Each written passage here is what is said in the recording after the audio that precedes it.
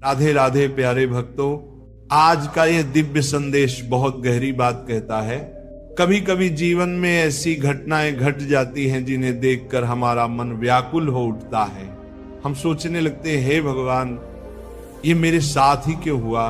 परंतु प्यारे भक्तों, यदि हम थोड़ा ठहरें, थोड़ा ध्यान लगाएं, तो धीरे धीरे समझ में आता है जो कुछ भी हुआ वह व्यर्थ नहीं गया। हर घटना, हर अनुभव किसी न किसी रूप में हमें कुछ सिखाने, सुधारने या हमें बेहतर दिशा में ले जाने के लिए होता है। प्रेमी आत्माओं, ईश्वर कभी किसी का अहित नहीं करते।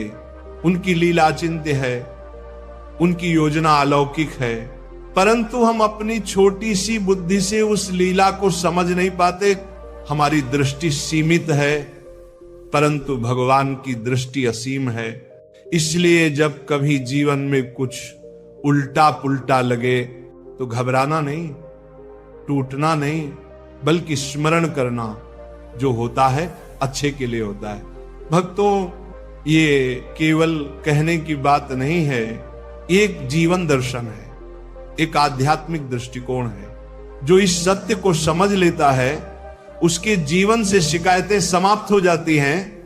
वह परिस्थितियों को दोष नहीं देता, बल्कि उनमें अवसर खोजने लगता है। आज इसी भाव को समझाने के लिए एक बहुत सुंदर कथा सुनिए, ध्यान पूर्वक सुनिए, क्योंकि ये कथा हमें सिखाती है कैसे भगवान हमारी छोटी छोटी परिस्थितियों के माध्यम से हमें बड़ी शिक्षा दे देते हैं। एक बार की बात है, एक राजा था, बुद्धिमान, न्यायप्रिय, लेकिन बहुत चिंताग्रस्त भी। राज्य बड़ा था, जिम्मेदारियां भी भारी थी।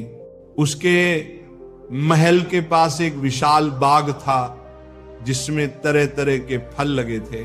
आम, अमरूद, नारियल, अंगूर, सेब, सब फलों से लदा हुआ वह बाग मानो स्वर्ग का टुकड़ा लगता था। उस बाग का एक बहुत विनम्र सेवक था, नाम उसका माधव। माधव प्रतिदिन सुबह सुबह उठकर बाग में जाता, वृक्षों को प्रणाम करता, पानी देता और फल तोड़कर राजा के लिए टोकरी में भरता। प्यारे भक्तों, यही सच्ची सेवा है। जब हम अपने कार्य को ईश्वर की पूजा मान लें। माधव का मन बड़ा शांत था, वह हर फल तोड़ते समय भी भगवान का नाम लेता। जय श्री हरि। प्रभु, आपकी कृपा से ये फल पके हैं। एक दिन बाग में 3 तरह के फल एक साथ पके, नारियल, अमरूद और अंगूर। माधव सोच में पड़ गया, आज राजा के लिए कौन सा फल ले जाऊं, क्योंकि राजा को हर दिन कुछ नया पसंद था। वह बहुत सोचता रहा, नारियल ले जाऊं, नहीं वो बड़ा भारी है। अमरूद ले जाऊं, लेकिन आज उनका मूड कैसा होगा। फिर मन में विचार आया, चलो आज अंगूर ही ले चलते हैं, छोटे छोटे हैं, खाने में भी हल्के रहेंगे। बस उसने अंगूर की एक सुंदर टोकरी सजाई और उसे कपड़े से ढंक कर महल की ओर चल पड़ा। राजमहल पहुंचा तो देखा राजा बहुत चिंतित मुद्रा में बैठे हैं, चेहरे पर तनाव, आंखों में थकान और मन में अनेक विचारों का बोझ। माधव ने विनम्रता से प्रणाम किया और टोकरी आगे रख दी। राजा ने बिना कुछ बोले टोकरी खोली, एक अंगूर उठाया, मुंह में रखा। थोड़ी देर बाद किसी विचार में खोए हुए दूसरा अंगूर उठाया और मुंह में डाल दिया। फिर अचानक मन के चिढ़ में एक अंगूर माधव की ओर फेंक दिया।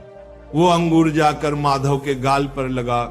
माधव ने हाथ जोड़े और मुस्कुराकर कहा, भगवान तू बड़ा दयालु है, जो होता है अच्छे के लिए होता है। राजा सोच में पड़ गया, पर कुछ न बोला। थोड़ी देर बाद फिर एक अंगूर फेंका, अब की बार माधव के कंधे पर लगा। माधव ने फिर वही कहा, भगवान तू बड़ा दयालु है, जो होता है अच्छे के लिए होता है। ऐसा कई बार हुआ। हर बार राजा अंगूर फेंकते और हर बार माधव वही वाक्य दोहराता। अंत में राजा की जिज्ञासा बढ़ी। उन्होंने कहा, माधव मैं तुम्हारे ऊपर बार बार अंगूर फेंक रहा हूं, तुम्हें दर्द भी हो रहा होगा, फिर भी तुम नाराज नहीं होते, बल्कि तुम तो भगवान को धन्यवाद दे रहे हो। क्यों? माधव ने दोनों हाथ जोड़कर विनम्रता से कहा, महाराज आज हमारे बाग में 3 फल पके थे। महाराज आज हमारे बाग में 3 फल पके थे, नारियल, अमरूद और अंगूर। मैं बहुत सोच रहा था कि आज कौन सा फल लेकर आऊं। फिर भगवान की कृपा से मन में विचार आया कि आज अंगूर लेकर चलना चाहिए। अब सोचिए महाराज, अगर मैं नारियल लेकर आता और आप उसी तरह नारियल फेंकते तो मेरा सिर फट जाता, मेरी हड्डियां टूट जाती। परंतु भगवान ने समय पर मेरी बुद्धि ऐसी कर दी कि मैं अंगूर लेकर आया। अब बताइए महाराज, क्या भगवान दयालु नहीं है? ये सुनकर राजा की आंखें नम हो गईं। उन्होंने सोचा, सचमुच ये तो मेरी आंखें खोल देने वाली बात है। मैं अब क्रोध और चिंता में इतना डूब गया कि एक भक्त का दर्द तक नहीं देखा। पर वह भक्त फिर भी भगवान की दया देखता रहा। राजा ने तत्काल माधव से क्षमा मांगी और उसे इनाम दिया, और उस दिन से राजा का दृष्टिकोण बदल गया। अब जब कभी राज्य में कोई कठिनाई आती तो वह अपने आप से कहता, जो होता है अच्छे के लिए होता है। प्यारे भक्तों, ये कथा केवल एक सेवक और राजा की कहानी नहीं है, ये हमारे भीतर के राजा और सेवक की कहानी है। राजा हमारे अहंकार और चिंताओं का प्रतीक है, और माधव हमारे भीतर की श्रद्धा और समर्पण का। जब अहंकार शासन करता है तो मन में क्रोध आता है, शिकायतें आती हैं, लेकिन जब श्रद्धा शासन करती है तो हर घटना में अर्थ दिखने लगता है। हम तब भी मुस्कुराते हैं जब संसार हमें अंगूर की तरह चोट पहुंचाता है, क्योंकि हमें विश्वास होता है यह भी प्रभु की योजना का एक हिस्सा है। प्रेमी आत्माओं, कभी कभी हमें लगता है कि जीवन हमारे विरुद्ध चल रहा है, लेकिन सच्चाई यह है कि जीवन हमें कहीं बेहतर ले जा रहा होता है। बस हमें थोड़ा धैर्य रखना होता है। जैसे माँ बच्चे को इंजेक्शन लगवाती है, बच्चा रोता है, सोचता है माँ मुझे दर्द दे रही है, परंतु माँ जानती है कि यह दर्द उसके भले के लिए है। वैसे ही भगवान हमारे जीवन में कभी कभी दर्द देते हैं, परंतु वह हमें भीतर से मजबूत बनाने के लिए होता है। भक्तों, कभी कभी नौकरी छूट जाती है, रिश्ता टूट जाता है, व्यापार में घाटा होता है, हम टूट जाते हैं, सोचते हैं अब सब खत्म हो गया। परंतु कुछ समय बाद पता चलता है वही घटना हमें एक नए मार्ग पर ले गई, जहां हमारा वास्तविक भला हुआ। यही है प्रभु की लीला। वो जो भी करते हैं वह हमारे उत्थान के लिए करते हैं। साधक जनों, जीवन में जब भी कुछ विपरीत हो तो मन में ये भाव रखिए, प्रभु जो आप कर रहे हैं वही मेरे लिए श्रेष्ठ है। ये भाव मात्र बोलने से नहीं आता, ये भक्ति से, विश्वास से और समर्पण से आता है।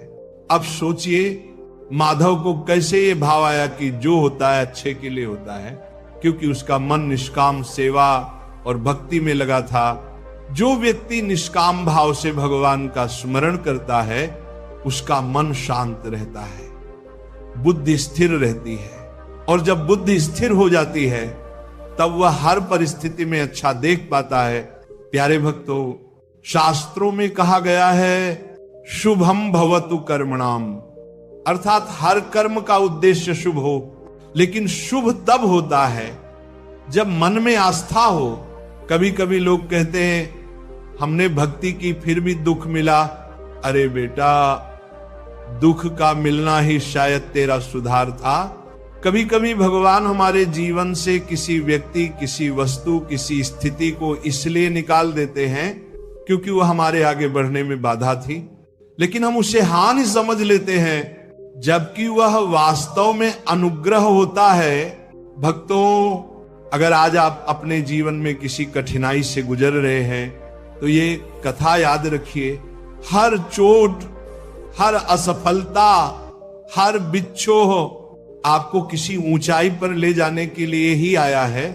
बस मन में यह विश्वास रखिए, प्रभु जो करते हैं वही सर्वोत्तम करते हैं। भजन प्रेमियों, कभी भी भगवान की योजना पर प्रश्न मत उठाइए। आप नहीं जानते कि उन्होंने आपके लिए क्या मार्ग तय किया है। एक अंधा व्यक्ति केवल एक मोड़ देखता है, परंतु भगवान पूरा मार्ग जानते हैं।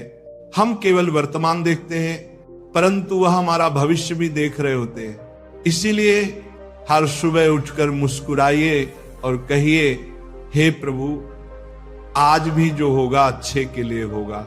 ये भाव रखते रखते एक दिन ऐसा आता है जब जीवन की हर स्थिति आपको सिखाने लगती है, गिराने नहीं। और जब ऐसा हो जाता है तब जीवन प्रवचन बन जाता है, हर अनुभव शिक्षा बन जाता है और हर परिस्थिति भक्ति का अवसर बन जाती है। प्यारे भक्तों, इस कथा का सार यही है, जो होता है वो अच्छे के लिए होता है।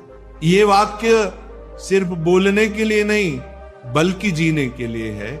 हर भक्त यदि इसे अपने जीवन में उतार ले तो न क्रोध रहेगा, न भय, न चिंता। फिर केवल एक भाव रहेगा, प्रभु आप जो भी करें मुझे स्वीकार है। यहां तक कि जब जीवन में सबसे बड़ी कठिनाई आए तो भी ये कहना मत भूलिए, भगवान तू बड़ा दयालु है, क्योंकि वही कठिनाई आगे चलकर आपके लिए वरदान साबित होगी। जीवन में जब भी कुछ समझ में ना आए, जब भी मन घबरा जाए, जब भी परिस्थितियां उलझन पैदा करें, तो एक बार इस कथा को स्मरण कर लेना और मन में कह देना, प्रभु मुझे भरोसा है, जो हो रहा है वह मेरे अच्छे के लिए हो रहा है। इस भाव के साथ जब आप आगे बढ़ेंगे तो देखिएगा कठिनाइयां भी आपको